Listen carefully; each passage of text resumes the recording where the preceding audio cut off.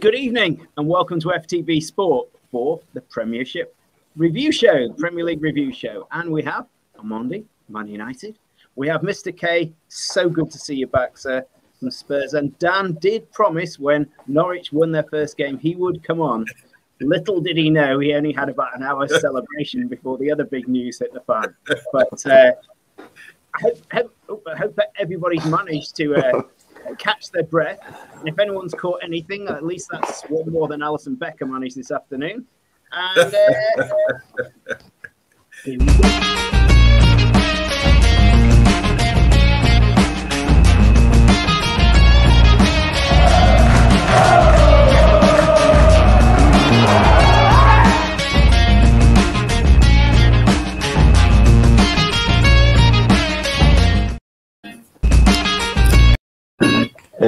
There you go. Just did twice. That was lovely. Didn't go that smooth in rehearsals, Ian. I just want to publicly thank Amy Shaw for that. Amy, love you, baby. So, what a weekend we had. What a weekend we had. And it started because of those goddamn international breaks. It started on Friday night and finished with that Liverpool game this afternoon. Breathless or what? So, on Friday night, we did have Southampton 1, Aston Villa 0. Southampton on quite a good roll. I mean, they were really struggling. And in the aftermath of that, Dean Smith's on his bike. 2 weeks of international break and then the January transfer window looming.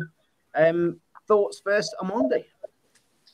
Congratulations, Southampton. A few weeks ago, they were sort of saying that they weren't on form. They were really struggling to pick up points and all that kind of thing. But it just shows you with the Premiership, man, people have like little periods of good form, and it just revives the team, that kind of thing. I'm happy to see Armstrong. Guy's been down the leagues. I think he started at Newcastle, went down the leagues, under 21s international as well. He's come back now in the Premiership. I was struggling to think, well, he's a bit small. He's a bit decent, but I don't know if he's going to score goals. But he scored a goal. I haven't seen the game, but I'm proud of the result. Obviously, there's been consequences and repercussions for Aston Villa and their poor form. But I'm really proud of Southampton. I think they're one of the best clubs out there. I just think for years and years, they've just maintained. And you always think, like, because of the stadium, the size, the amount of supporters they have, that they would have been long gone back into the Championship or the First Division or whatever. To sell their best players. Danny Ings leaving for not that much money. Yeah. When Højbjerg went to Spurs, I mean, that was a bargain. And Southampton still rock and roll. But another, interesting Mr. K's views on this one, though. Second season, is it, or third season for Villa syndrome? Leeds struggling, Brent. What is it about this? After the first season, after the honeymoon. Well, the thing is, I did say at the beginning of the season that Aston Villa are going to struggle after selling Grealish. They're bringing players in, for sure. They spend a lot of money. I mean, that was a lot of money they spent. But it's going to take time. It's going to take at least a season for their team to start settling into another mode of playing without him.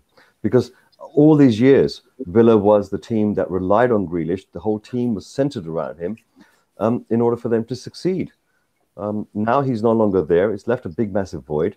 And it's going to take a while for the rest of the players who are they going to rely upon? If you keep relying upon one particular player, then when that player is gone, regardless of new players coming in, there has to be an identity in your team on how you play. Now, the rest of the players have to start stepping up. They have to learn new tricks of being, leaders themselves. And that's what I think they lack, leadership on the pitch. You may be right, but I mean, I thought they bought quite well, didn't you, Amondi? I mean, they bought Danny Ings, they bought Buendia from Norwich, and I rated both of those two. And the lad, Leo, was it Bailey? That's my boy. Jamaica in the house, yeah. Bailey's really good. So he's been unfit. He's been really unfit. Just going back to what Miss K was saying, reminded me of a song, Got My Mind Set on You. It's going to take time, a whole lot of wasted time. It's going to take money, all these things. So anyway, who sings that song, by the way? I got my mind set on you. I got my mind set on you. Is that George Harrison? You know the one. Anyway, but Bailey. George Harrison. Yeah. Oh, okay. There you go. So Bailey's come in. He's been unfit from the start. Obviously, he scored a beautiful goal a few weeks ago. So I agree with what Mr. K just said, man. I was nodding my head, agreeing with him, because you think to yourself, well, you sell Grealish, you bring in 3-4 good players, but it just hasn't clicked. And one thing I was thinking about earlier when I was eating my dinner, I was thinking, wow, how can they sack the guy? They've got Ings up front. They've got the other youth from Brentford. Watkins, Ollie Watkins. Yeah, he's excellent. Yeah, and I'm thinking they must be. I was expecting them to blow up this season and do bits, but the manager, unfortunately, he's another casualty of war out here. It's just not. Yeah. If it hasn't clicked, it's not going to happen for you, and you're out of it. A bit. I mean, if Buendia had been fit from the beginning, Bailey had been fit, if they'd integrated him from the very start, it may have been a different picture. Dan, any thoughts? Good to see you've got your kids gone to bed, a glass of wine in front of you. But it's about the third, actually. It's the celebration time. Look, I mean, the guys are spot on. You know, I think, you know, with Grealish going, the team was built around Grealish. And actually, their first season, they only got going with about 10 games to go and just avoided. They avoided relegation. They had a good season last season and probably exceeded expectation. And then this season, you know, they started off well. They just had a few blips. And again, you know, Ings I think he was injured yesterday. Buendia's had a few injury problems. And actually it does take time. In Mr. Case, it takes time to sort of remould the team. So actually they've got to start stepping up as individuals now, not just letting Grealish and playing to his tunes. You know, they've got a great squad. But we know in this league, it's an unforgiving league. And, you know, after 10, 11 games, if you're sitting there sort of about 1 point a game, the fans are going to start asking the question going into an international break. You've got the January transfer window coming up, and you probably want someone to assess the squad they've got before they make those decisions in January as well. So, you know, I'm not surprised, but I do feel a bit sorry for Dean Smith, I have to say. Okay, quick round the table name for a manager. I've heard Steven Gerrard's name in the press today. Amanda, who do you think is going to Villa? Do me last. I haven't thought about this. Let me think about it. Okay. I tell you the truth, I'm not too sure who can go down to Villa right now. There are a number of managers out there which might be available, but the problem is that they've definitely got a good team there. It's going to take someone who's got experience to really to get the best out of them. I think basically Smith was just out of his water, really. He was out of his depth. I'm sorry to say that, you know, because, you know, last season was amazing, but the problem is if you go so high, then the expectation is to be a top 10 team. And they're clearly not ready for that. Any quick thoughts on a manager there? It's very early days. I mean, we'll be discussing on shows next week. Yeah, I mean, you know, we know that Bruce has gone from Newcastle. We know Lampard's available. We know that Newcastle were trying to tap up Emery as well. So I don't know. It's a bit of a lottery. They must have someone in mind to have let Dean Smith go this side of the international break. So I reckon it'll all come clear in the next few days. Actually. Yeah. I think it's a domino effect. Spurs was the first one to get rid. As soon as one team sacks a manager, then all of a sudden the other chairmen think, you know what, it's time. Let's do it before the good managers go. You're right, Mr. Kane. Nuno might not have even sold his house yet, having left Wolves, so he's still in that area. So he might as well just bunk into Villa. You know, another thing. Look, Dean Smith is a good manager. He's got a good project there. The only issue I found this season watching them is that they've got Danny Ings and Watkins. That means usually people want to play a 2 up front, but then they've got Liam Bailey, which means you're going to play a 3 because he plays sort of like inside forward. So they kept chopping and changing with the formation. Haven't really got it right, and it's. I've been observing that really, the formation changing. I thought, and I'm saying that as sort of thinking, oh, Dean Smith's a good manager. He can have 2 formations, a bit like Brendan Rodgers does at Leicester with the 3 or the 4, and the players are in tune with it. They can do that, but unfortunately, results aren't showing that at the moment. But I just think it's just a bit of misfortune because the players aren't fit. And once they did click, it would have worked, I believe. So I don't know what's going on there, but like Krul says, I think if you're going to make a decision like that, you've already got someone in mind. You're not going to leave a caretaker in charge. No, you're right. Anyway, we'll come back to that. My only thoughts, Dan, for Norwich is that now with a vacancy at... Lampard might look elsewhere. Yeah, a vacancy at Villa. And who else? There's Newcastle. Villa and Norwich. Yeah. Norwich. Newcastle's fine now. They got Newcastle. Well, yeah. I mean, there's a 3-way juggle there, and Newcastle, and with all respect, Norwich may be number 3 in the choice. Anyway, Amanda, you would please know we're going to move on to Saturday lunchtime. I'm going to put my City hat on here. Yeah. And it's got a badge on it. I bought this years and years ago, an original hat, and with Uwe Rossler's granddad bombed Old Trafford. I just thought I'd point that out to the. Oh God, really? Yeah. Really? So, here's if you didn't need reminding, it was Saturday lunchtime. United 0, City 2, with a good old Bailey own goal, and then Bernardo Silva with an assist from Cancelo. I heard a stat that said for that second goal by Bernardo Silva, City had possession for 86 seconds and 26 individual passes. I heard that stat. Anyway, Amondi, what were your thoughts having watched the game intensely, as I'm sure you did? I did. I covered the game, previewed, a review. I've done a watch along. It was painful to watch. Two things I'm going to say here. A really positive thing about Man City. When you have a team of 11 professional players and you get them together and you make them work like clockwork and you get them drilled and you get them in tune, you know, like Swiss timing. You get them in tune together. It's a beautiful thing to watch. Now, football is a simple game. City play a simple game. They play the way they're facing. They play the percentage pass, short, and they build like a team, you know? And to see that and be up against that, I just think, as much as I'm gutted that we lost, I think I'm grateful to see teams and football develop and evolve in this way, you know? You've got a fantastic manager, a fantastic philosophy, and to see it working like that is beautiful, you know? In terms of Man United, it's the complete opposite. It's trash at the moment. We got great players at United, but we can't even shape up. There's no organisation. I'm not no expert, but I feel I can voice confidently and argue that I could go and sit in the dressing room with them and argue with Ollie and say to him, "Bruv, what are you doing? Surely you've got to be A, B, and C." If you look at the Man United agenda, we go through a lot of stuff and tactical stuff as well. And it's quite easy as far as I'm concerned. I've learned a lot about tactics and all that through my playing days and everything else. And I can see the problem. It's just funny that we can't seem to work it out. Or even though it's there, I don't see anybody addressing it on the pitch. Like the second goal we conceded, there's no communication. Why isn't the keeper saying something? Everyone thought, oh, the keeper had a great game. He stopped us from losing 5-0 in the first half. But then why isn't he shouting at Maguire, control that, or don't give it up, Luke? Or, you know, I don't see any of that communication. The same thing on our banter group, though. Could you imagine if City had Salah? How many would they have scored?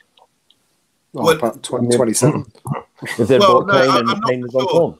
I'm not so sure about that because, look, it's about systems as well. Salah looks like the world's best player, apparently, to everyone else. But I think it's the system he plays in. We put him into another side. Say put him at Man United. There's no guarantee that he would be so effective. You know, it's about, so it's all, the main thing, and this is why they pay managers so much. The main thing about football, like we see with Pep and like we see with Klopp, is the system. Once you click and make it click, it boom, you know? It's very rare. Very rare you really get that moment where I was going to say a question for you. Has Ronaldo upset the system? Because, you know, there's that old film, Any Given Sunday, where he stands and he says, we either come together as a team or we'll die as individuals. And Man United are dying as individuals. Has Ronaldo upset? You don't even hear about Bruno Fernandes now at all. And last year he had an amazing season. And actually now it's all about Ronaldo. And actually I think the team's lost its identity. I think actually Ronaldo Cummings made the team worse. Is that so? That's what you believe? Yeah. You accept that's true. Yeah, I'm not United had on Saturday. Yeah, but so you accept that's true, but without evidence. You don't need evidence; just what you see. You accept that's true. I think it's a good. Yeah, I feel that Man U were playing better before Ronaldo came. Would be my view, but that's just my view. Two things. It's a question about that. Go for it. Yeah, so two things in response to that. Sorry, I don't want to hog thing, but two things about that. I don't think we are playing as a team, but I don't think it's to do with Ronaldo. I think it's to do with the coaches. All right, Ronaldo's come in. You've got to look at the advantages and disadvantages. And I think there's more advantages with Ronaldo than there is disadvantages. Yeah, I agree. People were saying about, say, for example, the main thing this season's been about the press. We can't press high. But who's to say that if you can't press high because Ronaldo maybe he's not doing the work, then wait for your press. Let them come at you and then press them in the middle of the park or something else. You have to adapt to get the best out players. It's like, look, I was in the pub today after football talking about Maguire. I was like, oh, Maguire is so rubbish. He's terrible. I'm saying, well, I know his limitations, but what you need to do as a manager is protect those limitations. Gareth Southgate, for example, played him in the free in the back for England, put 2 Phillips and Rice ahead of him, and he looks a dream. That's to avoid people running at him or turning on him and that kind of thing, where he's limited. That's the only point I'd like to make about the game, my brother and I talk about it throughout the game, as you can imagine, is that I'm still frustrated that City creates so many chances. And talking about Ronaldo, there was a moment at 1-0 when Ronaldo had a chance to score, and the whole game could have turned. Exactly. But at that stage, City could have been out of sight for the sake of a decent forward. Ian, this is what I'm saying about the class of your team. You played at level 1. Let's not turn level 1. And you dominated the game, okay? That chance, obviously, it's about you had the quantity, but we wanted the quality. That was a beautiful chance. He should have finished his dinner, Greenwood, but he didn't. That would have made it 1-0, but it would have been undeserved. And we get this a lot in football about stats. This is why I'm not into stats.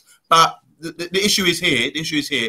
If we would have scored and gone 1-0, you would have gone to level 2, level 3, and done enough, and then scored another goal easily because you switched off in the second half. Sometimes when City get a punch in the head, they don't respond very well. I'm just going to throw the stats up, by the way. No, please. 67% my 16 shots versus 5. Shots on target 5-1. Anyway, I just want to put it. Look, I hate to disagree. I don't want to talk about the game anymore, but you guys go ahead. Well, we'll have one more view and we'll move on. Because Norwich are on there. Basically, in a nutshell, from my point of view, Man United have got incredible quality throughout their team. Right? Their system sucks. Their manager hasn't got a clue. Right? You've got basically a 5-3-2 formation pretending to be a 3-5-2 formation. You've got the wrong players in the wrong place trying to do the wrong things. You've got Van der Beek, an amazing midfield player. Amazing. You bring him on 10 minutes to go, and he's your second best player. Ronaldo is a legend for a reason. No matter where he's gone, he's pulled quality out the bag. He saves team time and time again. But 5 shots on target. I'm sorry, 5 shots altogether. That's a system breakdown. There's no one taking ownership. Now, back last season, the season before, we had Bruno Fernandes stepping up to the plate, rallying on the troops. Now, the system is wrong. Fred is atrocious in the midfield. Shaw is not a wing back. He's a left back. He's a full back. Van Bissaka, there's no point. He might as well be a right back. You might as well play a standard 4-4-2 if you're going to play the players you've got there. But I don't know. I think there's loads of mistakes being made by the coaching staff. Honestly, you've got quality players there, man. They're all brilliant players. I don't know what on earth is going on with that Man United. Mr. K's got some good points there and a harmony with Amondi. We do need to move on, and I want to give Dan tons of time to talk about Norwich. But I tell you what, Mr. K, keep your powder dry, because in the Sunday game, there's going to be a game we're going to talk about shots on target. Okay, but anyway, hang on, wrong game. Hang on, I just want to put up Brentford-Norwich. We know, obviously, the score. Norwich only had 35% possession, Dan. Tell us about the game in your opinion. Yeah, I mean, those stats, actually, if you look at particularly the shots and stuff on target, actually probably they doubled in the last 10 minutes as Norwich sort of tried to sit on their 2-1 and invited pressure on themselves in the last sort of 10, 15 minutes. But actually, I was working yesterday, so I was listening to a lot of it in the car and keeping an eye on what's going on. And then obviously I watched Match of the Day as well. But, Norwich, by all accounts, had the best first half they've had all season, much to Farke's dismay an hour later, as you said, Ian. But, they played better as a team. The only thing is, again, they had a chance to go 3-0 up. And this is the quality in the Premiership, is Pukki should have made it 3-0, dragged it wide. And then after that, Brentford are a good team. They've played well this season. They played well against Liverpool. They've had some good results. So they weren't just going to sit away at home and back away shyly. And Norwich invited that. I think if they'd put in the third, the crowd would have sort of turned a little bit against Brentford, having lost their last sort of three or four games. And it could have been a different story. But that's just Norwich lose that killer instinct. Luckily, they saw it through. Norwich are never going to go a game keeping a clean sheet, really. So they're going to need to score 2 or 3 every game to get a result. And fortunately, they scored 2 yesterday for the first time this season. But look, they play pretty football. Norwich do. They're a good passing team. Contrary to Mr. K's comments about Man United, they haven't got the quality that Man United have got. But they played as a team yesterday, and they got a result by playing as a team. And I suppose the Farke bit, I think that decision was made probably a week and a half ago. You're listening to Sports Report. It's at 5:30. You're heading to 6 o'clock. You're getting home after a hard day working in the stores. Did the news come as a complete shock to you, Dan? Well, the only shock was actually I was expecting that news to come after the Leeds game last week, because Ben, who's sometimes on this show as well, and I both said that if we lost to Leeds, that would be it for Farke. And then when he didn't go during the week, we were thinking, God, they really do trust Farke and they want to push it through. And then we win, and I thought, well, they're not going to sack him now. So, yeah, it did come as a bit of a shock. But I suppose to my point about Dean Smith as well is that we're going into an international break, time to sort of reset and what have you, get a name in, take a bit of pressure off that person, and then come back with having maybe had a week or so. Norwich haven't got the international players other than Scottish players that are going to be sort of out of squad. So actually, whoever comes in might get a chance to spend a bit of time talking to the squad before they embark on their next game. Subject. Let me put the odds up. Frank Lampard at 1-2. This was before Dean Smith left Villa. Yeah, this is before Dean Smith left Villa. He could hop across to Norwich, of course. Russell Martin, Steve Bruce. I'm not even sure. Enrico Marbin. Where's Big Sam? Who's the other guy? Mr. Knutson down there. Lucien Favre. Who's Knutson? Where's he managed? Oh, is Knutson? Doesn't he? Is he one of these B teams, sort of Borussia Dortmund, sort of?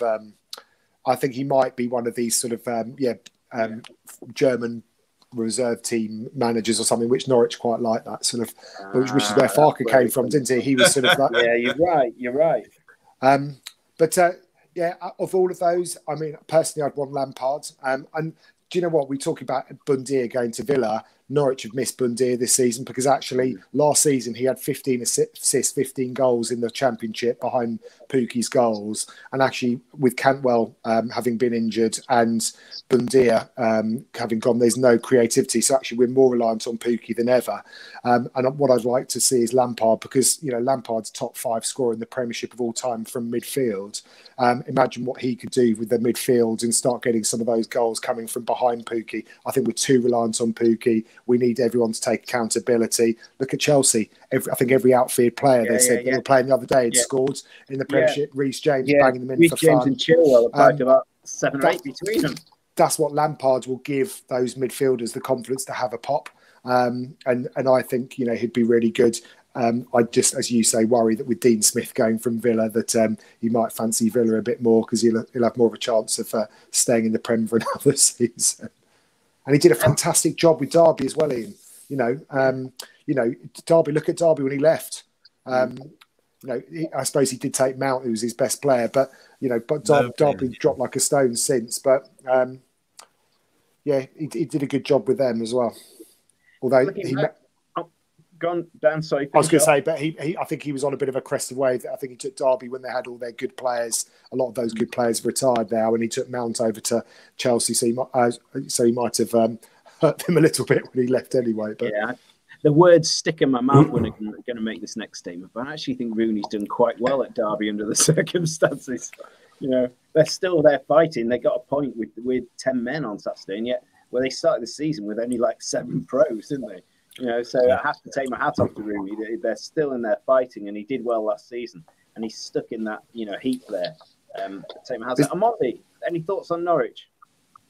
Yeah, if you look at the stats again, we were saying that the Man United, they had less possession, less shots, they won the game. But it's obviously this is football view, and then this is why I don't believe in stats. This could be the Man United Man City game. You see what I'm saying? But a different result altogether. Yeah. But Norwich, I just want to ask a couple of questions about Norwich. If you're sacking a manager now, does that mean you want, because previously you were quite happy to go back down and take the money and rebuild and come back stronger, but you come back, and I'm really surprised that you've sold one of your best, most effective players, But so if you're sacking a manager now, someone who's established and been there a long time, knows the club, does that mean you want to stay up? Yeah, I think it is. Or I think is this plan to go down? I don't know. I think last time we were happy to go down because it was. Yeah. I think we were expecting to go down, not invest in players. I think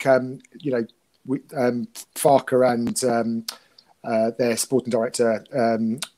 I forgot whose surname is now, but Stuart Webber, isn't it? But both of them have said that Norwich were the 11th biggest spenders in the whole of Europe over the transfer window, but we're not seeing the results from it. And they had a lot of money from the likes of Bundir and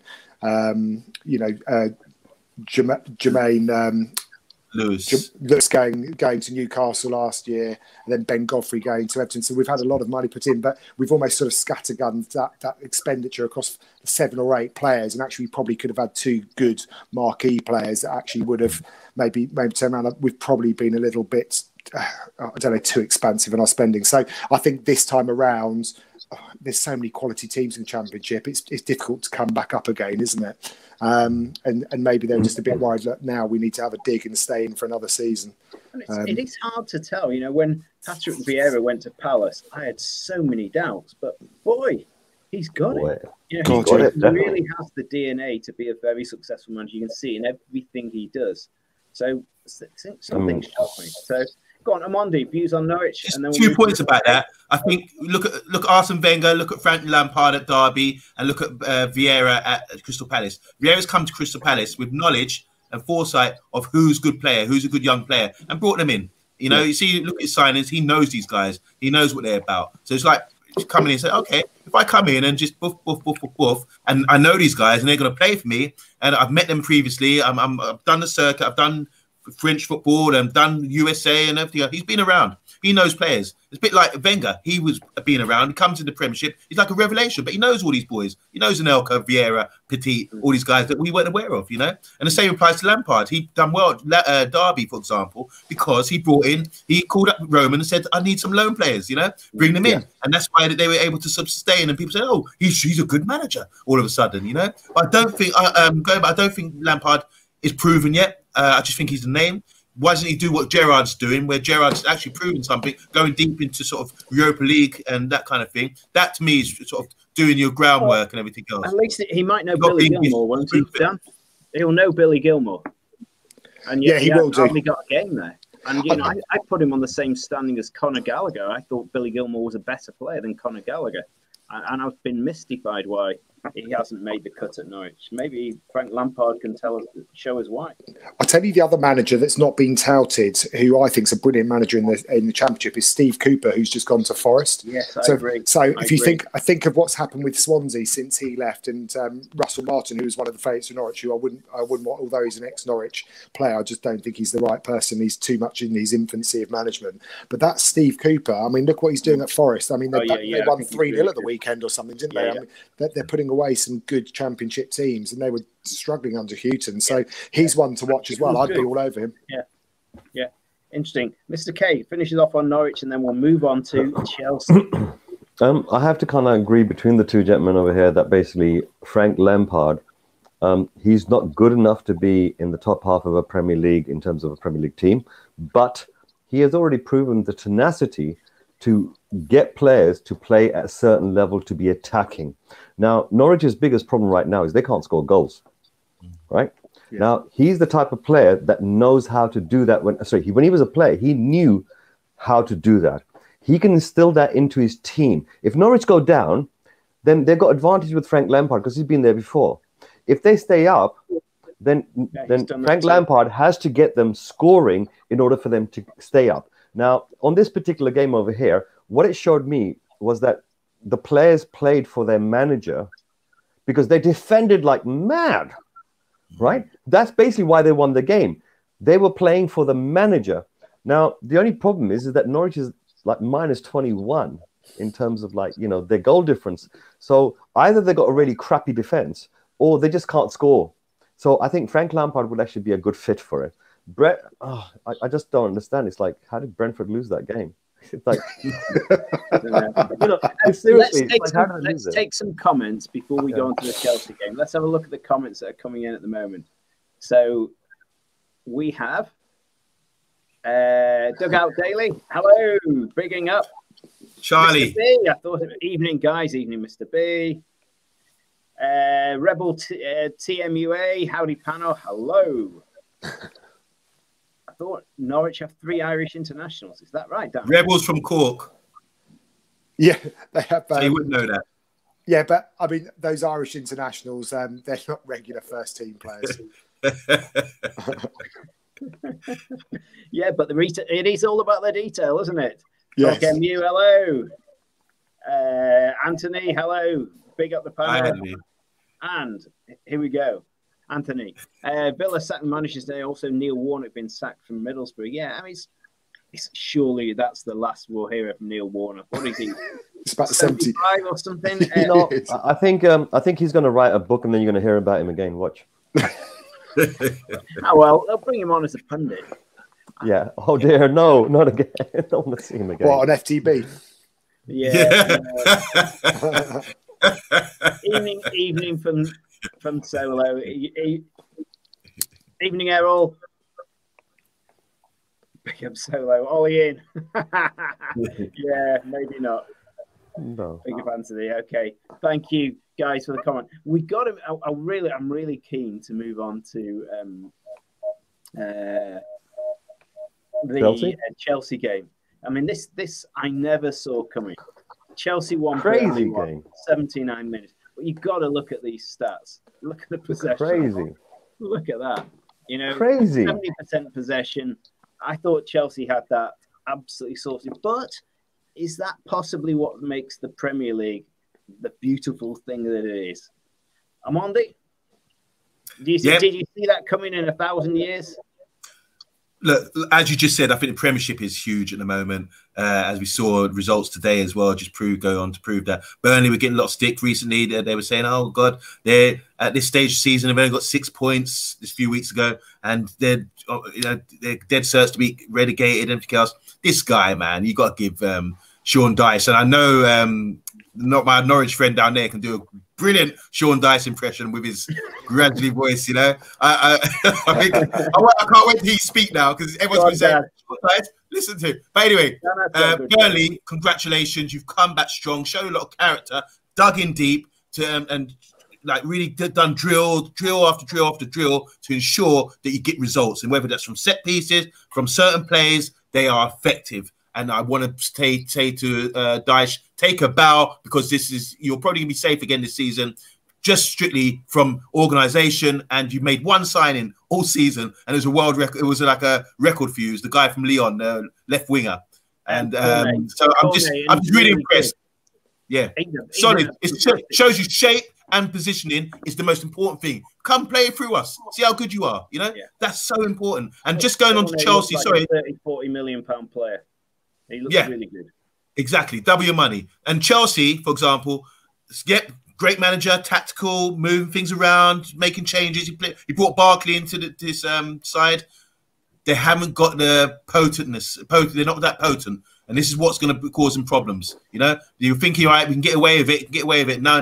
This is the Premiership. And that's a great result. And that you have to salute Sean Dyche. And we got a special guest, Sean Dyche, actually here, wearing a Norwich shirt.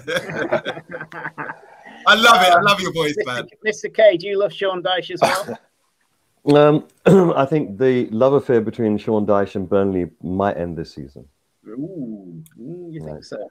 There's not. If you back your manager, if you trust your manager and you back him, and he's been in the Premier League for how long? 10 years. You invest. It's as simple as that. You haven't invested in Sean Dyche of all people. Got the money. But coming back to Chelsea, if you look at the stats very, very carefully, Amondi is absolutely correct. That basically, if you're shooting a fifth, 20% of your shots are actually hitting the target. Yeah, that's atrocious. But having said that, Chelsea, without doubt, have got much slicker passing than Man City. Slick passing. I love the way Tuchel's trained them and really push them. What they're missing is an out-and-out striker. Yeah, they're missing a proper, bona fide top-end striker. They don't have one. Who? Chelsea? Yeah, Chelsea. They don't have an out-and-out proper top-end striker. Soon. Well, that's pretty much when he gets firing. Then pretty much that's the only thing that's going to really keep him up there. But because they have got this problem of not knocking that ball into the back of the net.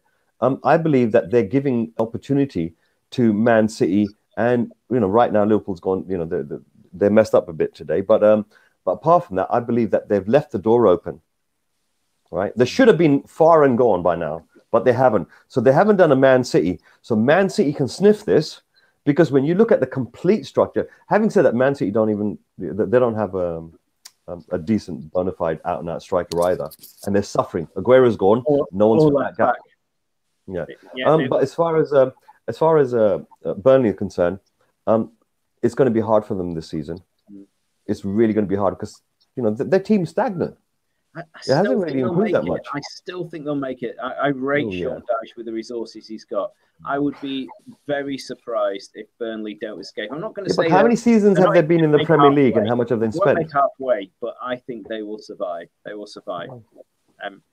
Moving on, because time's moving away from us. I want to talk about the Palace game, because as you know, I have a love affair with Palace on the side. I go and watch Palace. I've got a season ticket there. I love it, and it's joyous. I mean, my mates at Palace are in delirious state because, that 4 years with Roy Hodgson and they always look safe in the Premier League, but it was never very exciting. It was all regimented, etc. And we were all biting our fingernails when Patrick Vieira came and all the old pros were out of contract, etc. But I mean, it's an incredible revolution. The pace and movement with Elise now and this is before we get what's his name back, Eze back. With Eze back at Crystal Palace, I mean, it's going to be a marauding bunch of warriors, and it's lovely. We stand in the Holmesdale end, and I'll play a little video, and it is like football used to be in the old days. You stand the whole game. It is. We love you. We love you.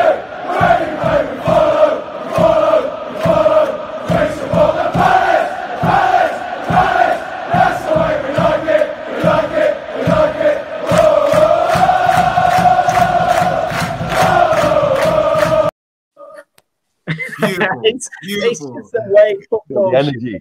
And great game on Saturday. Wolves are on form. Wolves have really turned it round, and it was tight as heck, that game. A couple of important but correct VAR decisions. One where Wolves got what we thought was a penalty, but it was on the edge of the area, and that was correct. And then Wolf's goal, which was deemed onside. But that's what VAR is there for, and I thought that was a tremendous win. Anyone else want to comment on Patrick Vieira and Palace? Yeah, I think I better go first on this. First of all, I think I have to backtrack on what I said at the beginning of the season. I didn't really give much hope into Vieira. You did. You were well. And I have to take it all back. Hats off to Vieira. It looks like there's a lot more in there than people can see from the outside, and he's really proved it. But having said that, one of their players, which is not theirs, loaned in, Gallagher, has been an absolute heaven sent, and I think he's the most exciting player in the Premier League right now, and that's how much I highly rate this boy. I think give him a couple more seasons, and this guy's going to be a top end striker. Honest to God, he's amazing. The tenacity, he's everywhere. He's got so much energy. He reminds me of a younger version of Salah. An eye for goal. Tenacity to get there, quick feet. I think he's an amazing addition to Palace. Is what Palace needed. Honest to God, Palace needed him. I know you're not going to want me to say this, but he reminds me a little bit of some of the talent, at Arsenal with Smith Rowe and back at Saka. The pace and movement that they've got going on there. I think Conor Gallagher. I was saying sorry to the Gunners guys at Arsenal. If Conor Gallagher would fit into their side of trees with Arteta at the moment. Surely, I think the Palace deal is for a year, so I don't think he's sellable in January. But if Chelsea are not, you never know. Behind the scenes, there might be an option to buy him. Surely, a top half team is going to pay 30 to 50 million for him. Amandi? Palace? I just have to echo. Yeah, echo what Mr. K said. At the start, I was thinking, you compare. You got your former manager who just retired, Roy Hodgson, was it? Yeah, he kept them up, very decent, and going to watch them must have been okay. We're just gonna survive. They usually get their points and then sort of drift off. what we're seeing now is they've been tweaked. And I think sometimes you have to, as a manager, you have to get psychologically, get into some players and get the maximum out of them. So players like Eze, Wilfred Zaha, Elise, all these boys, Conor Gallagher, they're all going to give you 10% more because I think they respect Vieira. And I think Vieira knows how to talk to them as young players. And so don't excuse me when I say, but as young black players as well. I think there's not enough black managers. And someone like Zaha is very kind of like, edgy, doesn't go down on the knee, doesn't do all that. To get the best out of him, you have to sort of tweak certain things. He's well in tune with South London. Yes, he's well in tune with South London. Well, there you go. So I think there's an element of Vieira's sort of pushing certain buttons with these players, and it's just cultural thing. You've heard who's the former right back of Arsenal, Bellerin, Spanish guy. Yeah. Have you heard him speak? He does all this grime. He talks all street. It's a cultural thing.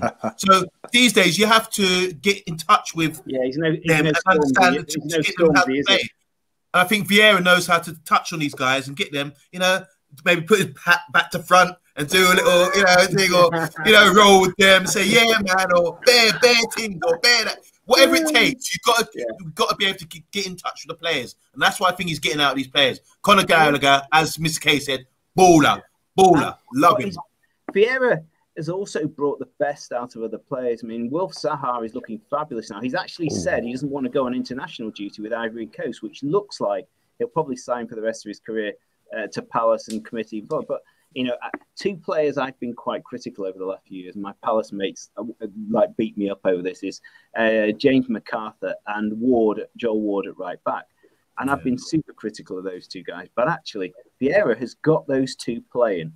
They did remind me that Phil Foden, the only pocket he's ever sat in this season is bloody Joel Ward. And Jimmy Mack there in midfield, he's looking like what Fred would dream of looking like. I think it's a shame that they've still got. He's brought in. He's what he's done with the existing players, and what he's also done is what I used to be screaming at the back. He's playing the ball out from the back quickly with two really good. Anderson's a great centre, and Gueye are good central defenders, and Awita, it's a bit alien to him. You can see he's not got natural feet, and he's a fantastic shot stopper. He really is a brilliant shot stopper. But he's not a footwork dude. I was watching, I think Palace were playing Brighton, and you watch the Brighton goalkeeper's feet and his control. I still think they're a football playing goalkeeper away, and maybe a right and left back. But and Stride, they need a Patrick Vieira in there. Kouyaté, he's trying to get him to play like Vieira did, but he's just not got the legs. Remember as well, the talent pool in South London is huge. So a lot of these players, they don't go on to make it. I think Vieira will tap into them as well and use the same tactics, psychological tactics, to get the best out of them. Because there's, trust me, well, you should know, Ian, there's some ballers in the Crystal Palace youth team who just need professionalism. Professionalism and everything else just to get them through, because a lot of times they've got the talent, but there's sometimes they haven't got the professionalism.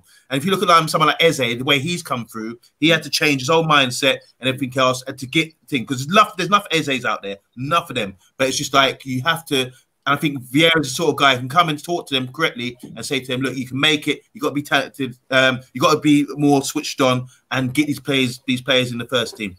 Dan, you and I have been down the Palace watching teams. You pleased for Palace this season? Yeah, I am actually. I mean, I remember being at Palace Watford for the last stand with one of my mates who's a Palace fan, Pierce, and we went there and sitting in E3 in the corner before they made it all seating. But I mean, I've got a affinity with Palace, but I agree with the guys. I mean, Gallagher's been a revelation this year. I mean, if you look at the BBC Sport and statistics, he's been the top-rated player for Palace for the last 3 games. And I think the second to last game, actually, the keeper got top, but actually outfield players, he's definitely been the top one. And then the second thing is, Vieira for me is probably one of the top 5 Premiership players of all time. So the players are going to listen to him because he knows what he's talking about, and equally he's going to attract talent in South London, as your man says as well. So you've got it all with Vieira, and actually now he's starting to get results. So that only helps prove his case. So onwards and upwards for Palace. I think they'll be top 8 this season. He needs to find a new Patrick Vieira, and you know, I don't think they'll get Loftus-Cheek back at Palace, but Loftus-Cheek has it with a coach and a mentor like Patrick Vieira. The other one I liked is Maitland-Niles at Arsenal, who I thought had the legs and the engine to make a new Patrick Vieira. So, I mean, maybe they'll look at those lads, but they've got to find a new one. Anyway, we need. Sorry, Ian. Yeah, go on. Same page. Totally agree with you, bro. You're saying some really good things there, man. I'm brilliant. Endorsing these players. Not top 8 though. I think they're top 10. I think they might come 9th or 10th. I don't think they have what it takes to break into the top 8. There's far too many quality teams out there. And Crystal Palace, right? Yeah. What's happened is behind Gallagher, the rest of the midfield have started to play better. The only disappointing thing I see in Palace, right? Yeah, is that they haven't found a replacement for Benteke. I mean, what is he still doing there? Well, what I do observe, though, is Patrick Vieira does think tactically about the opposition. Benteke is an effective instrument against certain opponents or at certain parts of the game. Big guy. Yeah, but Edouard has got everything. You know, so Benteke is on limited time. He's a blunt instrument in certain situations, and I think that's how he's going to be used. I can't say fairer than that. He's got a touch that he's got a first touch that is even worse than Lukaku's was when he was 23. Anyway, we've got to move on. The last game of Saturday was quite an interesting one, where we had Brighton Newcastle. Not for other reasons, and obviously Newcastle had got rid of their manager. So they were managerless at that stage. They were heading bottom at one stage, Dan, weren't they? When Brighton were winning.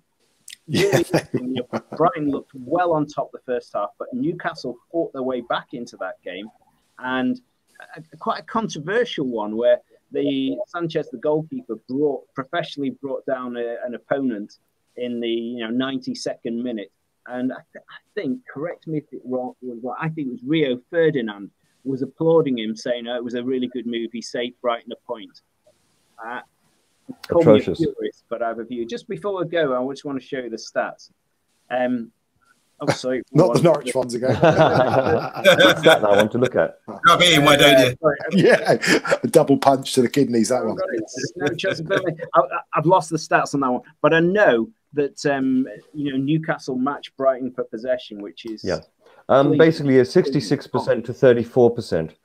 So basically, they had 2-1 in terms of possession, 14 shots to 6 shots. So basically, that more than double the amount of shots.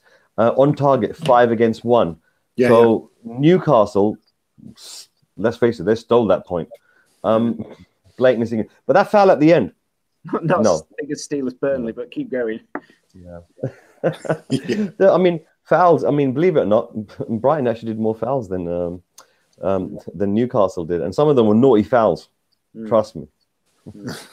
The foul that happened on Callum, that was horrible. I mean, that was just while you're in the chair there, Mr. K, what's your thoughts? Will Howe go to Newcastle? I believe the issue was he wanted to bring all these backroom staff, but Newcastle want to keep the assistant manager, don't they?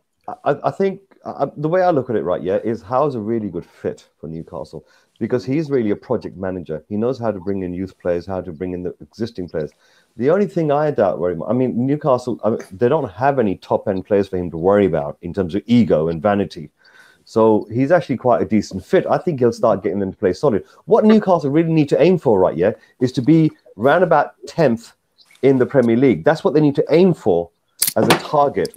Once you get to that stage, then you can think about what the future is. But the investment coming in is going to start to trickle its way into the next 3 years. So really, what you want to do is a good foundation. I mean, I think it's already a deal done, as far as I know. I reckon he'll change his mind now. Norwich is available. Family club. No, like Newcastle has got less to pressure. be Whole backroom staff gone at Norwich now. I mean, he's got it all to his own liking now. Norwich for Howe. Eddie Howe is an intelligent young manager who wants to play football in the true ethics. If he does manage to produce that sort of football at Newcastle, the fans will love him for it. I'm still, I don't know. I like Eddie Howe. The phrase lightweight feet comes to mind now. I don't know if he's got the inner steel to keep Newcastle in the league. Interesting. Yeah, I actually want to sit back and watch how Newcastle and their new project go forward with this. It's going to be like the first stage, as Mr. K was saying, is really important. About, you know, we saw with Man City when you were virtually not winning anything, suddenly you had the money, and you've seen how long it did take for you to develop, and the sort of players, quality of players that you were buying initially. So you either buy sort of experienced pros to come in and secure you, or you buy emerging youngsters who are going to come in and be good in the future, because you can't buy peak prime players, because you'll be competing against better clubs who play in Europe. And yeah, go ahead, Mr. K. Basically, the whole problem with Newcastle is not so much the players; it's the infrastructure behind it. The scouting systems that they've got, the type of coaching system that they've got. It's absolutely terrible. Mike Ashley, right, has destroyed that club's heritage and history. Absolutely destroyed it. So the first thing that these new owners need to do is start investing in good quality people coming in behind the scenes. That's why I think Eddie Howe's a good fit. You know, and as far as having Steele is concerned, he has definitely got Steele. Mr. K, you are winning me to this. Your argument is solid. And me as well. The thing that the Man City owners did was build that big, beautiful academy and develop the system around it. You're right. And Ashley has got rid of a lot of that scouting network. That's a really good point. But just, I'll put this question to Dan. Has Eddie Howe got enough just to keep them in the Premier League? Because that's what they've got to worry about this season. I think, I mean, at Bournemouth, he played a very attractive style of football, which, to be honest, Newcastle have got the people there. I mean, Callum Wilson, he played with at Bournemouth. So, Callum Wilson, he'll get everything he can out of it. They've got some talented players. They just need to be a bit more expansive in their play. And I think Eddie Howe will get that out of them. And a bit like the Kevin Keegan era, they might end up winning games 4-3, 3-2, but it won't be that boring 1-0 or lose it, 1-all. They'll go down fighting, and the crowd will love him for that. They're only 2 games away. They're only 2 games away. Exactly. I mean, they're only 2 games away from being out of the bottom 3. They only need 6 points. They win 2 games, bang, they're out of it. Yeah, and they've got to play those teams around them again. I mean, they haven't played Norwich yet, so that'll be 3 points for them. So no, don't do that, Norwich. So just to add, I remember like British football 20, 30 years ago used to be about the best players in Scotland used to come down, and they were so great, And what surprised me, like the North East is a breeding ground of, like South London, for top players. I mean, you're talking like even Brian Clough and Don Rivy come from that area. Brian Robson, Steve Bruce, Pallister. I mean, you can go Robson. I mean, Gaza, Waddle, Henderson from up there. This is a great area of football. Liverpool came from Middlesbrough, Sunderland or Middlesbrough. Who did? Oh, Henderson, yeah, he's from that area as well. Sunderland. So, he's a Mac. I like that. If they can start, if they can start breeding again in that area, like Man City did, and set up the academy, and then take ownership for all those players. Even Alan Shearer ended up at Southampton. I mean, for a long time now. They've been missing out on their local talents. So if Newcastle come in with this new project, they can take ownership of all these talented players in that big region, and they might blow just from getting the developing the youth talents there. Eddie Howe's first game, I bet you Callum Wilson scores. Bet you. Yeah, definitely. I like Callum. I'm going to take a few comments, and I'm going to allow Mr. K to do a few press-ups, sit-ups, getting ready for the Tottenham game. I'm going to take some comments first. Anthony, question to Omondi. Ollie has dropped 5 players in the team names. Dropped 5 players in the team names haven't been mentioned yet. But could Omondi say his mind what players he thinks would be and why? So I think he's saying, would you drop anyone from yesterday? Is that what he's saying? Yeah, that's the way I read it. Really? Well, Ollie does his own thing. I'm like that with Ollie now. He's not making the right decisions. His selection policy is poor, so I can't. I tell you what I think, but I can't follow him. Okay. Talk about you. Whoa, Ian, you can't have 2 Premier League teams, bro. I don't know any rules. First of all, if you live in London for 20 years and you've just got an opportunity to see City on odd occasions, what are you going to do with yourself on a Saturday when you love football with heart and passion? It's one of those things I think you can, if geographically you have to move your life, your career to another part of the world. When I lived in Wiltshire, I used to go and watch Forest Green Rovers. and Cheltenham sometimes. And when I moved to London, yeah, I could have been, I could have gone to watch Chelsea or Spurs or whatever, but actually I wanted to love Palace. I went there and they were fantastic. So actually, yes, I can. You love football. Palace, okay, I'll close your ears to this one. I'm massively in love with Man City, but Palace is great sex. Your mistress. Did you use that phrase last week, Ian, that it was like watching your wife getting beaten up by your mistress? Yes, it was. Yeah, it was. Yeah. Was that scripted? Yeah, it was. Yeah, he loves that.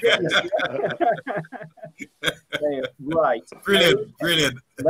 Let's get to the business end. So Everton Tottenham, we said 0-0. Holgate went off. Not obviously no assists. The stats said, hang on, let's get it. Sorry. The stats said that actually it was a pretty damned even game. Everton 45% possession, Spurs 55. Shots 8 versus 12. However, 0 shots on target. I heard some debate, I think, online about whether the one that hit the post was on target, but I don't know. It doesn't matter. It didn't go in. Yes, it doesn't matter. What's your thoughts? The floor is yours. Oh, sorry. One very, very last one. I love this joke. Yeah. I couldn't get away from that. I love that. I want it on the wall. I mean, it's the best hair transplant ever, isn't it? I mean, it's not just a hair transplant. He looks actually more handsome. He looks younger. I'm talking about the Chewbacca one.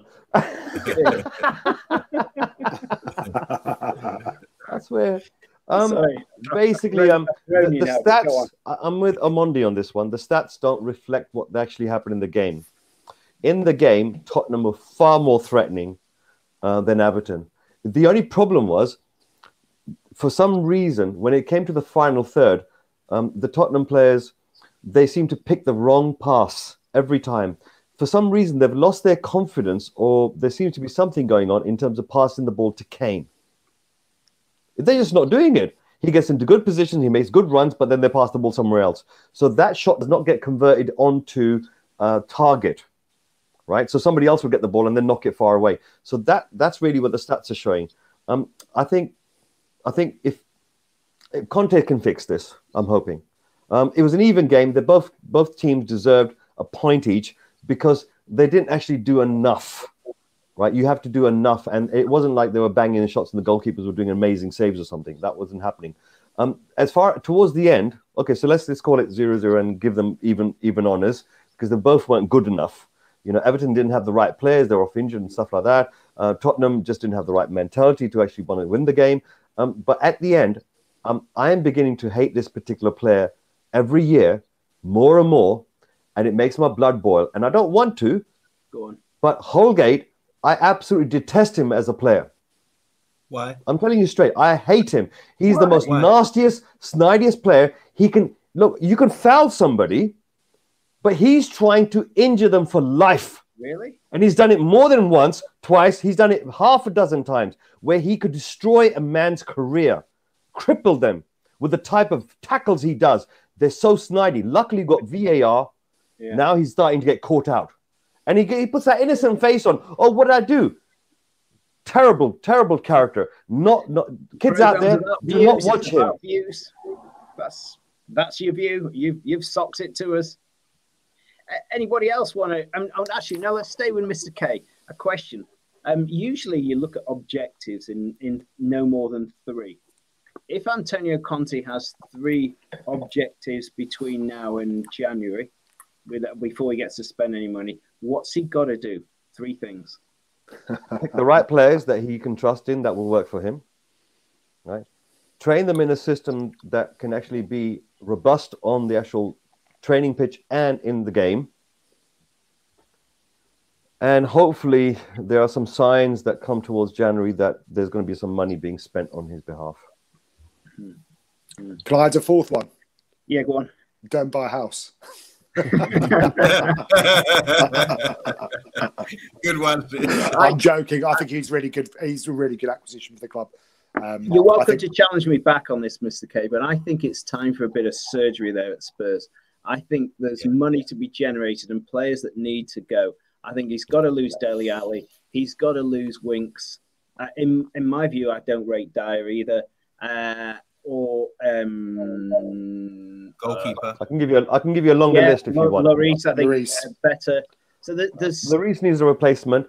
Davis needs to be chucked away. Davis when he plays.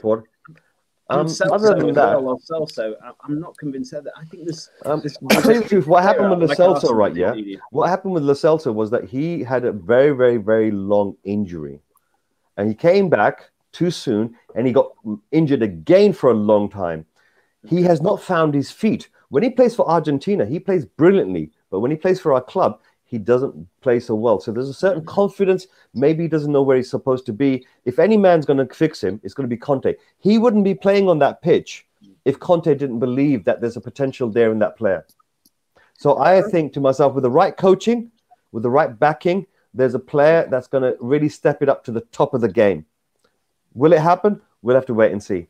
Mr. K, I was going to ask you a question, actually. I was listening to Radio 5 live. I think it might have been last week or the week before. Chris Sutton was chatting. I love Chris Sutton, being a Norwich fan. And I'd never hear anything said against him.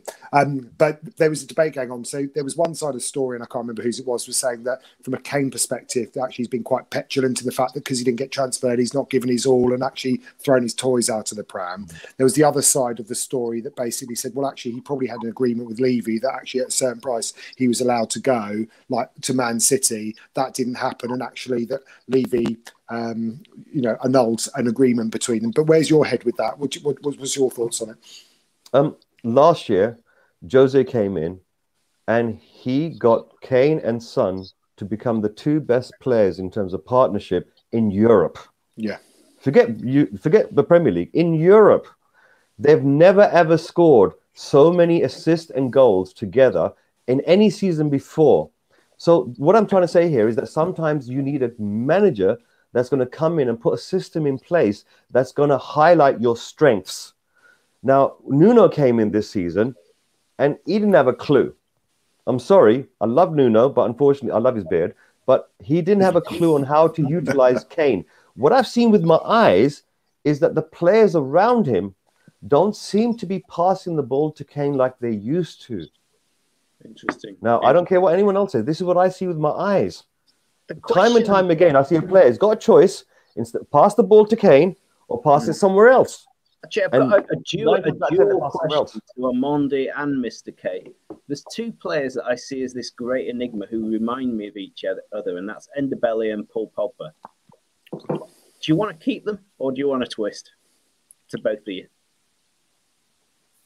I want to keep Pogba. Okay. Mr. K. I'm going to chain Ndombele to the middle of the pitch and never let him go. He's an amazing player. Yeah, he's an amazing player. Enigmas, those two, and they are similar. I always think the two of them, when they're on their game, they're unplayable. But then you watch the game for 20 minutes and you forget they're on the park sometimes. Great players, wrong leadership. I think. Yeah, that's it. Not only leadership, you've also, the leadership affects the team, the players. So, the players around you, they've got to step up as well. The number of times last season, I saw so many people fouling Ndombele and not one single Spurs player came forward to smack someone up and say, hey, what are you doing to my teammate? Yeah. If I was Antonio Conte, I like Højbjerg. I've been a convert there. With him holding the back four together in what other format, I would focus all my attention around Ndombele. I'd build my whole team around him. I'd get him playing really well. We know Kane and Son can do the business, but if we can get that engine room running in midfield, those two fullbacks that you've got there at Spurs, they're rapid. You've got quick fullbacks. It's the engine room that's. Ian, I heard on the radio this morning before all the kickoffs at 2:00, but they were saying that Conte's got a fitness coach who's called the Marine. And they said that the bleep test is the easiest of his fitness regime. So they reckon that Conte's going to bring some fitness to Tottenham. He's got two fitness coaches. Got two. But I love the fact he was called the Marine. It's like, oh god, you know. I can't remember who was on the radio. They were saying, "I feel tired just listening to this before he's even done anything." Right. We need to move on into some other games. We'll go through. Firstly, let's have a quick look at Leeds-Leicester. Leeds crawling away from the bottom of the league. Leicester were performing better. Interesting, I was out in Leeds this afternoon, and I didn't know that Bielsa has a road named after him. They're putting a new Leeds store in, and they've actually named Marcelo Bielsa Way, leading into the Trinity Centre in Leeds. And I walked up that road this afternoon. I think does that mean he's going to stay? Are Leeds going to be okay? It's second season syndrome yet again, doing the Villa, or Sheffield United, or whoever also has licked that second season. Leeds should be okay when they get their players all fit, won't they? And if they keep hold of Rafinha, who I think Liverpool fancy. I think they're good enough. I think for me, it's going to be a shootout. Bottom five. I was looking at this. I think Brentford will get sucked into it. I think a bit like Blackpool did 10 years ago. Great start, and I think they'll draw themselves into it. So I think bottom five will be Brentford, Watford, Burnley, Newcastle, Norwich, and it'll be three of those five. I just think Leeds have got enough quality going forwards to pull themselves out of it.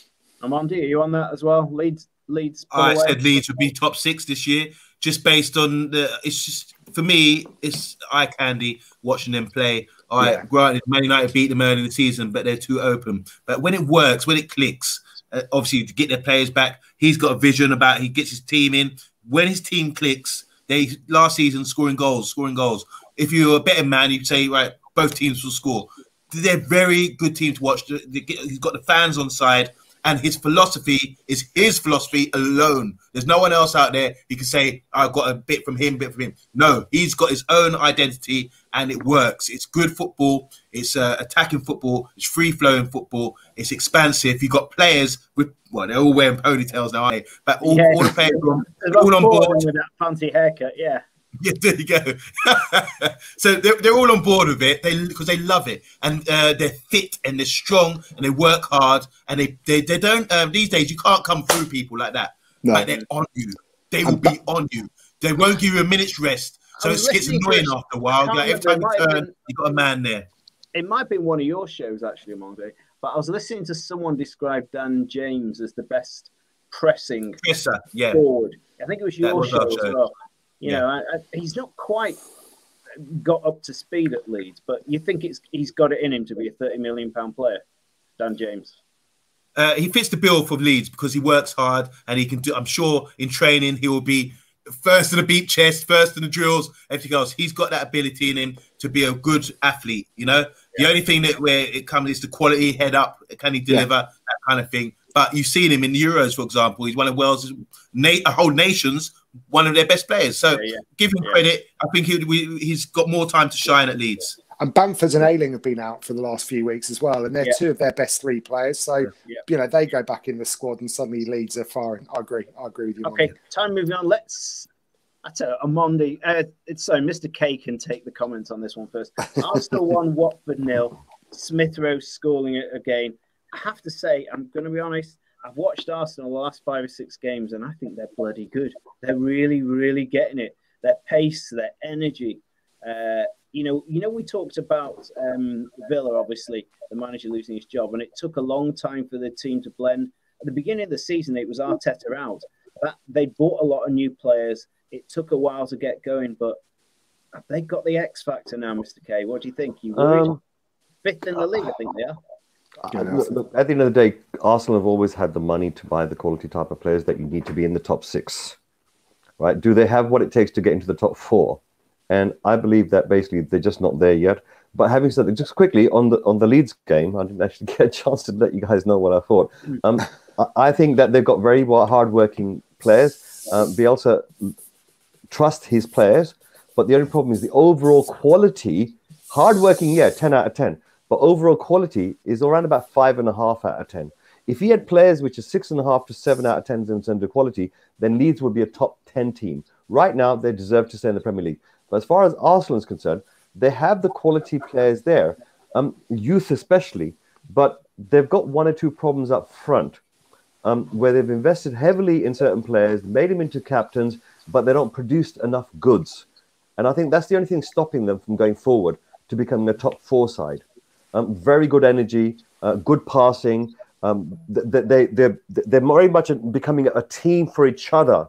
And that's a good sign that you need to see. They are playing for each other. So there's none of this, like something goes wrong and they start throwing down their pram, toys out the pram. They actually stick together. And one thing always about Arsenal, every season, no matter what they are, they're very good at passing to each other. They've always been a good passing team. Literally in the past, they used to pass the ball to the end. They're missing 1 or 2 key little elements in order for them to become a Champions League side. They don't have that. If they get there, they don't deserve it, as far as I know. But definitely a top 6, they can round about 6th, I reckon they would be perfect. You've almost, just under West Ham. almost articulated the same way you described Crystal Palace, as playing as a team with a manager leader doing that. I don't think they've got the right manager, but do you still, think it's any coincidence that both of them, Arteta and Vieira, spent time working for Pep Guardiola? Well, I think what it is that you have got managers which have seen the very best, and if you've seen the very best, then you're going to be aiming for that. Other managers have had to work their way up. They've had to start in League 2, they'll go up to Champions League, things like that. So sorry, Championship, and then they have to work their way up. Whereas these guys are from brilliant players. They've gone straight to see the best management and the best coaching and the best scout. They've seen it with their eyes, and now they're in the situation where they're trying to emulate that and work their way up. I don't believe in Arteta as much as I've now started to believe in Vieira. Personally, I think Arteta's not a good fit for Arsenal. I really think he's... Armandi, what do you think? I think Arteta's got the X factor. I think Patrick Vieira, I think, has got the X factor as well. I think those two are going to be around for a long time. Maybe I'm biased. I said for a long time, Arteta, those 2 managers. I said a long time ago when they beat us in November last year, and I said to Arteta is a good manager. He's got a philosophy. He's got to take time. He's been really disciplined, and the way he's dealing with players and sort of weaning people out of the side. He's starting to get his own identity now. You can see even like patterns of play, the way they bring the ball out from defence. They persisted in getting this goalkeeper in, and now we're seeing the fruits of that. That guy is really good with his feet. He's confident, a bit like Schmeichel, the way he's so confident and talks a lot. He's a great keeper to have behind you. His distribution is brilliant as well. So I was watching them today, for example, and it's like a pattern of play. It's well drilled. Goal kick. Obviously, defenders are now allowed in the box. You can pick it up very easy. So there's so many things, expansive things you can do by that. And you can't, people are not going to press completely, but they've got a way of getting out, playing their way out. A bit like Man City. What a signing that has proved. Ramsdale, surely he's better than Pickford. And everyone was going, 35 million for a Ramsdale when you've already got quite a good goalkeeper in Lino, who I imagine they'll sell for maybe 15, 20 mil to get some money back in the bank and regenerate that Arsenal in January. But boy, what a goalkeeper. I'm so impressed with him.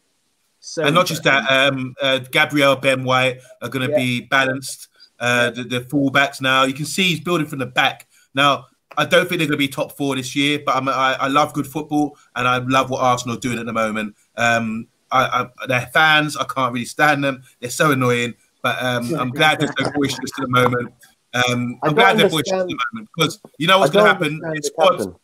Their squad won't be good enough to last this sort of good form they're having at the moment. They're going to sort of collapse soon. But you can see it's all the ingredients in there. Certain. I think they could add a couple of players in January. Anyway, but quickly finishing this off because we want to talk about Liverpool in a minute. But Dan, any thoughts on Arsenal? Yeah, I mean, I think you covered it all. They play an attractive style of football. I think that's born out of Arteta, having worked with Pep and having that sort of good passing, as Mr. K said, football. I think they'll be top 6. I don't think they're as good as West Ham are this season. I just don't think they're gritty enough, and they're certainly not as good as United, Liverpool, Man City and Chelsea as well. So I think 6th is the right place for them. Cool. Right, we're going to come on to the last game. And Armando, you can think about this question and answer it for me. Imagine United had stuck with David Moyes all the way through. Where would you be?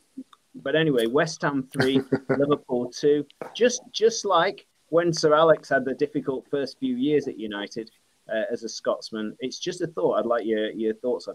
But apparently, I didn't see the game, but I was listening to it, whatever. Alisson Becker was at fault for all 3 goals. I think some wags were talking about it as an Alisson hat trick. But that was some result for David Moyes. Amondi, do you want to pick us up from there? Thoughts? Do you miss him? Well, this is what happens. He comes to the big club. I think it's a blessing in disguise for Moyes. He came to Man United. I think he was a bit overwhelmed by the job. It was too big for him. I think, given time, maybe he would have produced something. But like the serve players he got in initially, it wasn't good enough. Built for Fellaini and that kind of thing. I was thinking, well, what kind of football are you here to play? But he's effective, what he does. I think the blessing for him is that he left us and was on his face a bit after having that stability at Everton. He went to Real Sociedad. Now, for me, a lot of English managers should do, or English or British managers should do that more often, and players go abroad and get that experience, because he's come back from Real Sociedad. He's got a better eye for a player. He's got a better system. He's more effective now. And having that heartbreak of what happened at the big club, Man United, he's got a lot to prove. So I'm not going to go too much about the game. I watched the game. I thought it was fantastic. But you can see over the last year or so, nobody, you're lying to me if you're telling me anyone ever felt that West Ham would be this good or effective. But they are, and no one saw that coming. And fair play to Moyes. Is he the best British manager out there? We did a show today about Brendan Rodgers maybe come to Man United. I don't know. I think Moyes is proving with the resources that he's got available to him that football is a very simple game. They work so hard at the drills in training for set pieces, corners, all that kind of thing. They're the most effective team when it comes to set pieces and corners. And they've got guys who are Antonio up front. They've got the Czech guys in. And they work in the system, and they all work for one another, and they're very happy. Really well as well. Fornals as well. They've got a lot of talented players, and you think to yourself, well, they've got Lanzini, they've got Barani, they've got Fornals, all these guys. These are all number 10s or similar kind of number 10. They've got the guy they bought from Hull, the left-footed guy. What's his name? Jared Bowen. How good is he? I mean, championship player, but he's obviously scouted him, seen he can do a job, and he's been really effective. Where's the Ukrainian? Yarmolenko. Where's he got? Just, I mean, he's an international player. He never makes the team, but he plays great for Ukraine. Yeah. There you go. So he can't even get in the team. So fair play to Moyes. It was a great result. I think what's happened with Liverpool. What's happened with Liverpool is what we're going to see now is that the type of football they play is extreme. You know, they whooped us last week. They whooped teams, but they've been quite vulnerable. If you see these games, 3-2 Milan, 2-2, or they were 2-0 up against Atletico. They came back. How long can you keep up this sort of level of football, level of fitness, level of desire every week, playing similar players in the same position? It's very difficult. So Liverpool on their day smashing, but they are going to get smashed in. But it's like the Burnley game. That's what makes the Premier League so damned wonderful. If you're just slightly off your game, Palace beat City, Burnley get a point at Chelsea, and West Ham beat Liverpool. If you're just slightly off your game, or that you don't get the run of the ball, you know. I mean, Alisson Becker is a world-class goalkeeper, but if he has a poor day, they're going to lose. It's just, you talked about inches, etc. earlier, Dan. It is that in the Premier League. There's a whole raft of clubs who, if you're just 5% off the best of your games, they'll have you. Dan, don't you think? I agree. Yeah. I mean, the difference is literally probably 10% between top and bottom. And it's closer than it's ever been. And actually, you know, even Norwich proved it last time in the Premiership. Man City had an off day. Norwich had a good day, and they won 3-2. You know, weren't going to repeat that. I mean, I'm sitting back on that result for 2, but there'll be some more this season. There will be some more this season, absolutely, and hopefully at the hands of Norwich. Mr. K, Liverpool, West Ham. Right. Okay. So West Ham bullied the Liverpool's goalkeeper. 100%. They bullied him. There was a tactic, probably a Moyes tactic, which is basically go in there and actually make him uncomfortable. And literally that first goal was, in my eyes, it was actually a foul. He backed into the goalkeeper, right? And that shouldn't have been a goal. The last goal, right, Alexander-Arnold, he was at fault.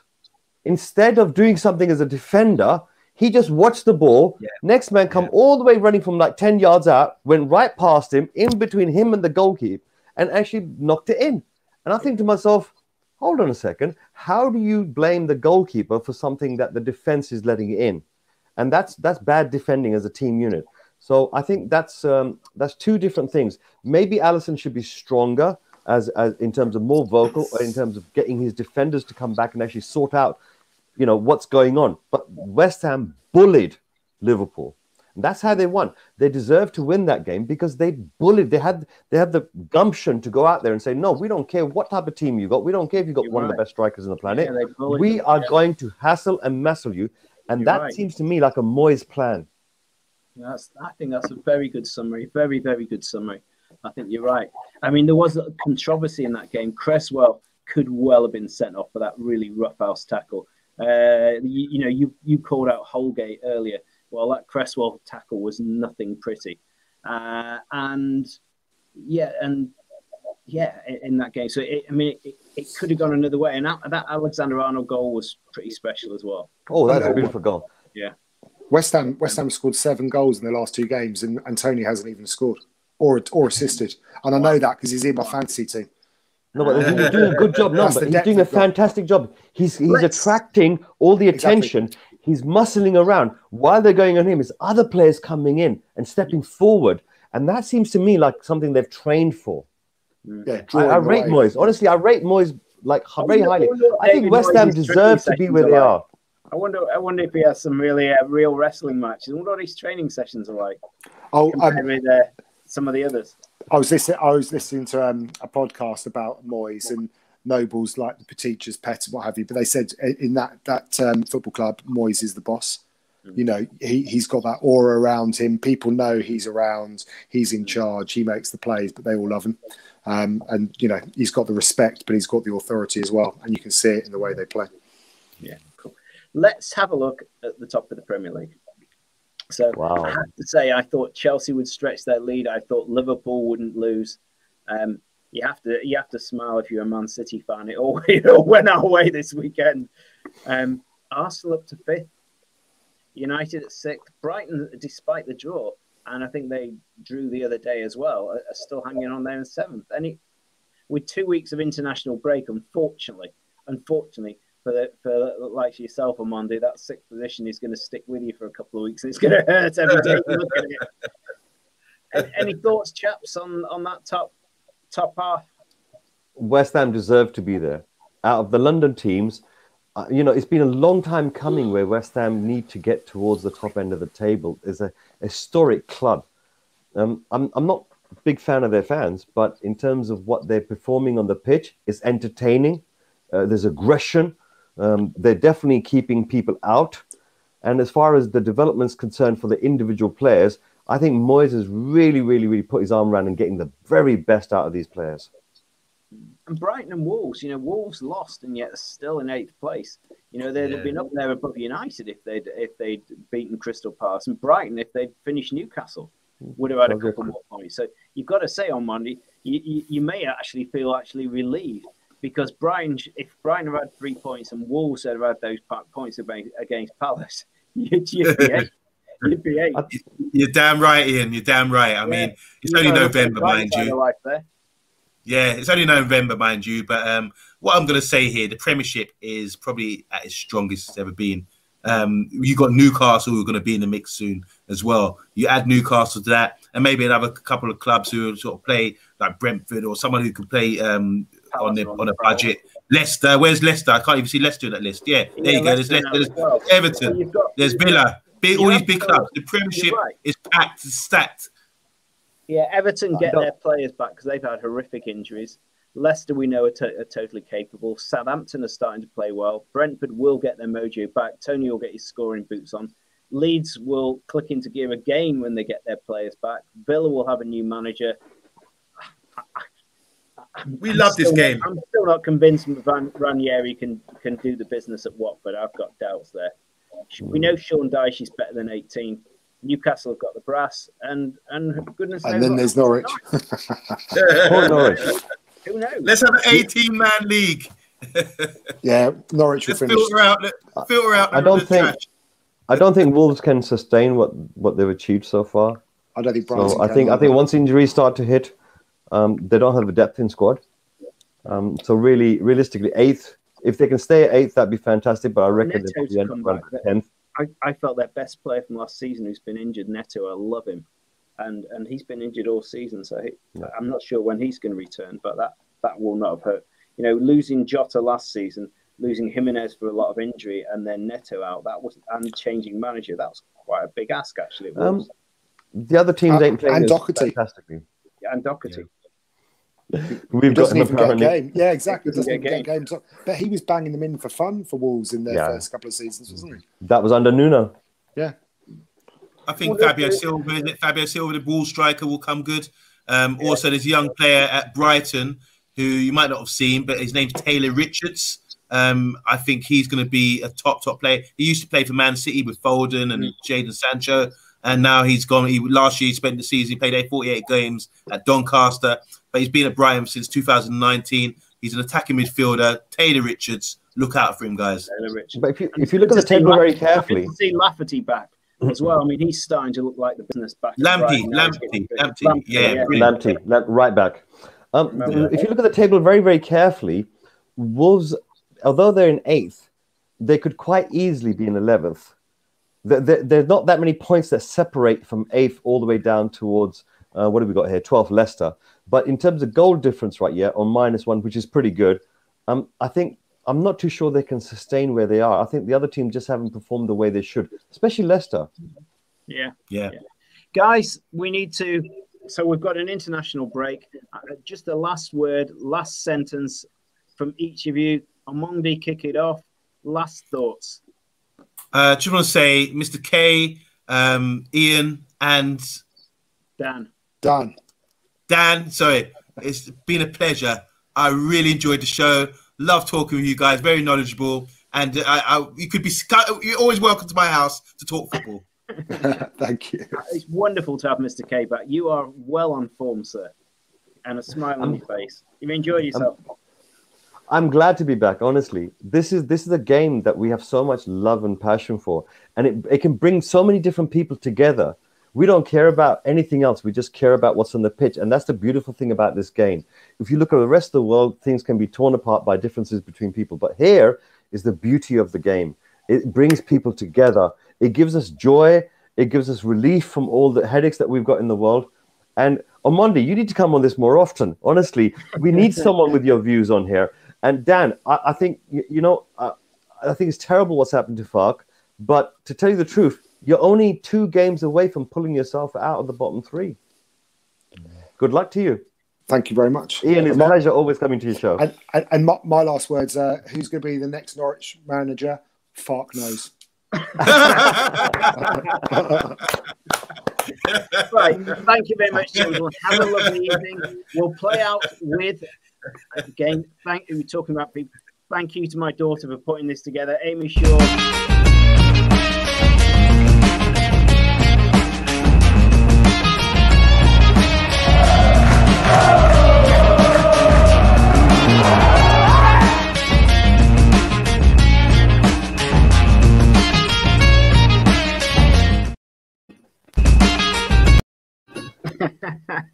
Cheers, guys.